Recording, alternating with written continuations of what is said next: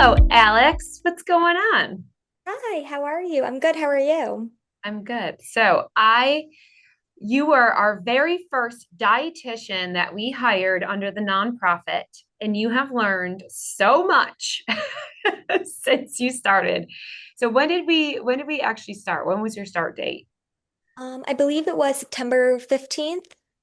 Okay, September 15th. And we had gotten an award from the state of New York to do work throughout New York State. And you have been a part of that from the very, very beginning with us. And I just want you to share your experiences, the things that you've learned. So much has happened since your start date. Yes, a lot has definitely happened. So I would say one of the biggest things that I've definitely learned is patience with people, and just the whole process. With the 1115 waiver kind of being a pilot program, definitely it's been a learn in progress for all of us. So between learning the platforms, documenting, and also just being a new dietitian, this has was my first job out of grad school.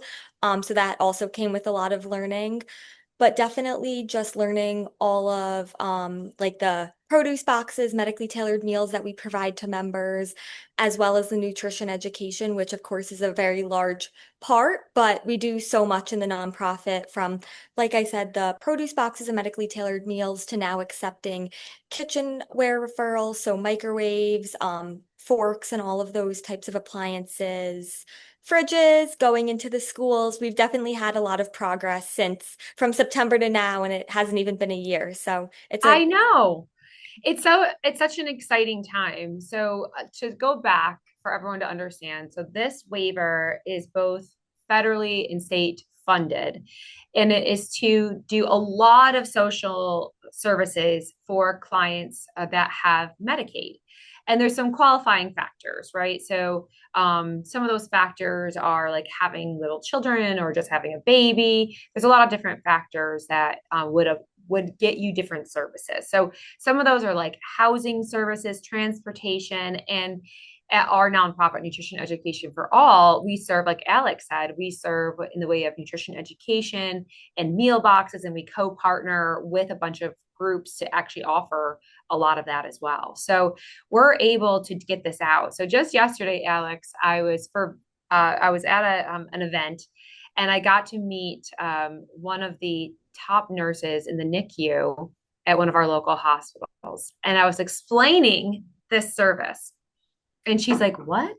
Are you kidding?" I was like, "No, this is where throughout since September, you've been going out, and Marie, myself, everyone's been going out and trying to spread the word on what these services are, right?" Yes. When we went, me and Emily, one of the private practice dietitians, when we went to NISAN, the New York State American Academy of Nutrition and Dietetics conference, we were kind of explaining the difference between Kelly's Choice and then Nutrition Education for All. And everyone was really amazed at not only what the dietitians at Kelly's Choice do, but what we do at Nutrition Education for All. And just when I tell people I'm a dietitian, they're like, "Oh, so you must work in a hospital." And I'm like, no, actually, like not the complete opposite, but it really is a really great, rewarding job. Even the other day, hearing from members that the boxes have really helped so that they can get access to Yeah. fresh and healthy groceries really just makes you feel good about what you do every day. It really does. And I was explaining that factor to this nurse yesterday, and I'm like, "No, the food gets delivered to their house and it's covered under the waiver." She's like, "What? This is crazy." I'm like, "I know it." So, this is where the education that we provide and the food can now come together to offer this for people that really need it the most. Yeah, it definitely can be a very life-changing thing. Whenever I am talking to members on the phone and explaining how the program works, I think that they are asking me so many times, "You're sure it's free? You're sure I don't promise I'm not lying to you. It's completely free, it's covered by insurance." And then also dealing with the insurance side and learning about a whole wide variety of different insurance things that I never thought I would know, but it's been a really great learning experience. Well, this is something that, yes, you're right, Alex, of all the different ins and outs. So, as registered dietitians, like over this past couple of months, you've had to fill out a thing called a CAQH, which is filling out all of your information so that you can get credentialed with insurance plans. And one of those insurance plans being direct Medicaid. And so this is where sustainability is really important for the nonprofit. And if we're able to build direct Medicaid, even if this waiver ends next year, we'll be able to continue these services. It's really a life-changing thing.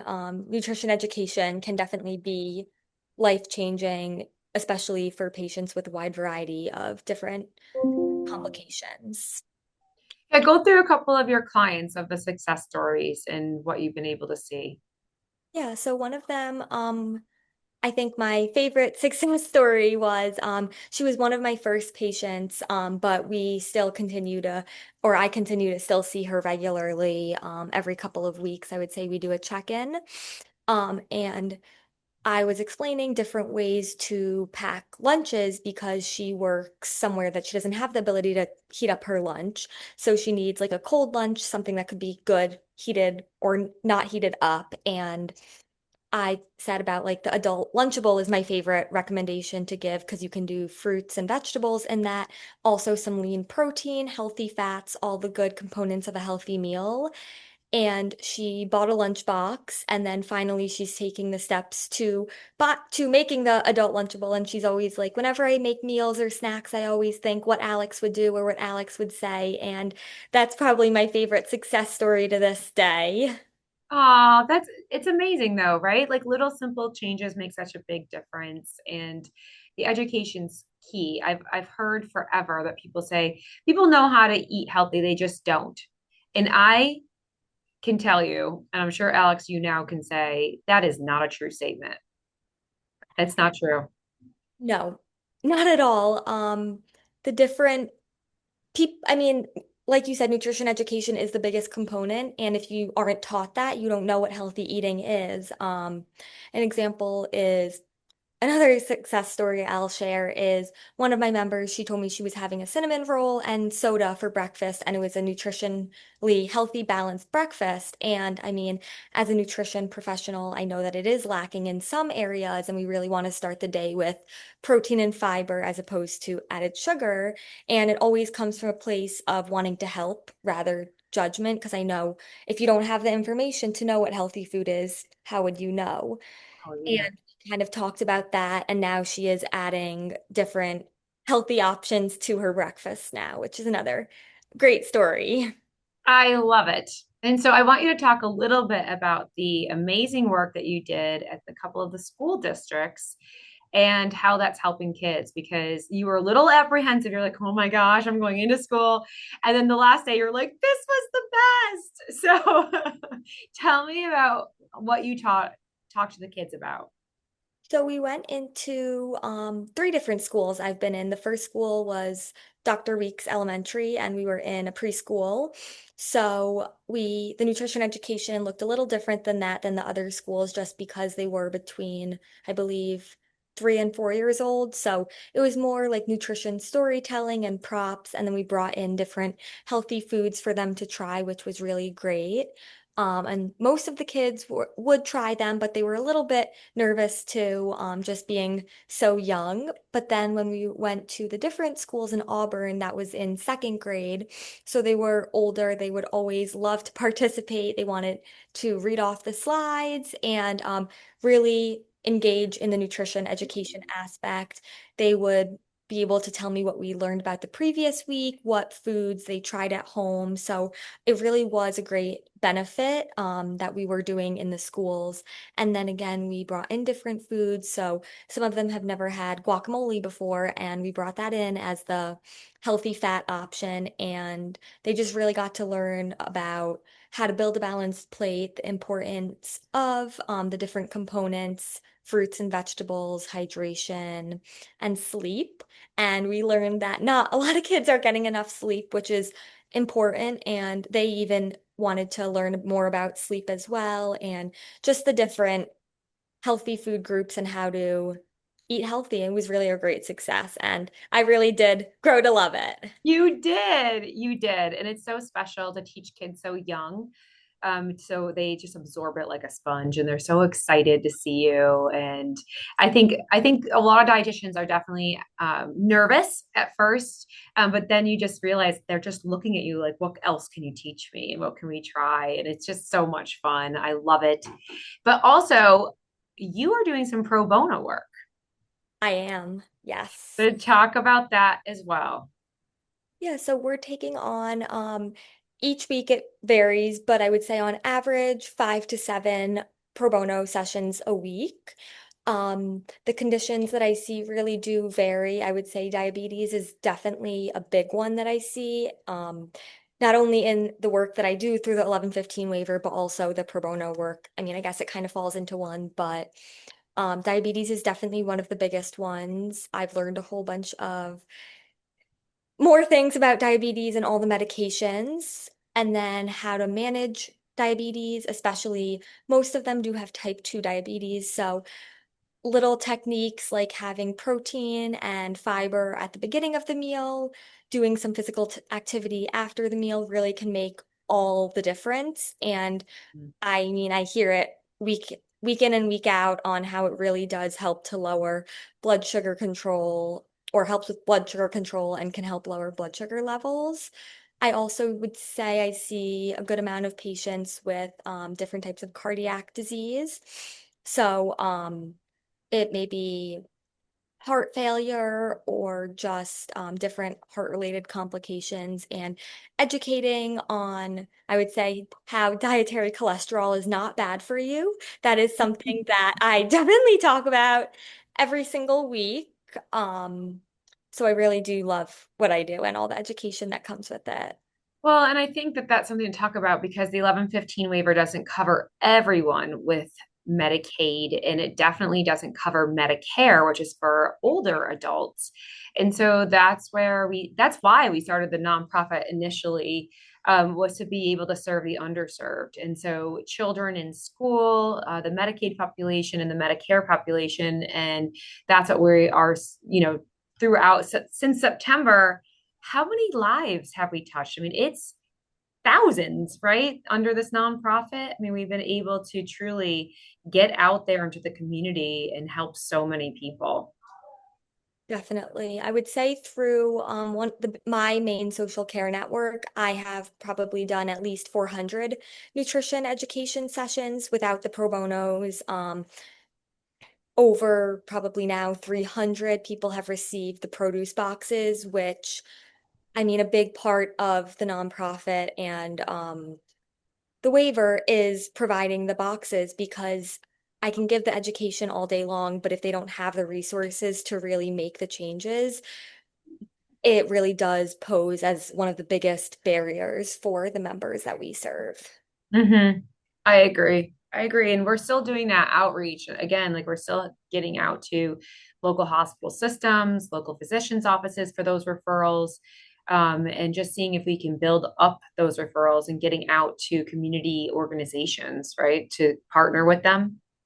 Yes, it was a couple weeks ago, me and Anne Marie, our outreach director, we went and did a cooking class, which was a really great experience. We connected with, she works at St. Joe's, someone who does like outreach at St. Joe's. And then we also connected with another individual who works at Cafe Sankofa. And we're really just continuing to make big progress in terms of outreach and reaching everyone in hopefully New York State. I agree. It's been such a fantastic start of our our little mini nonprofit, and it's really exciting to see the growth. We just brought on another dietitian, so now we have myself and three other dietitians a part of the nonprofit, and we're just seeing how that growth can continue. So we also people can donate to the nonprofit. You can go to nutritioneducationforall.org website and you can donate, help us to keep doing this good work. We're applying for some grants that we can still keep doing the nutrition education in schools.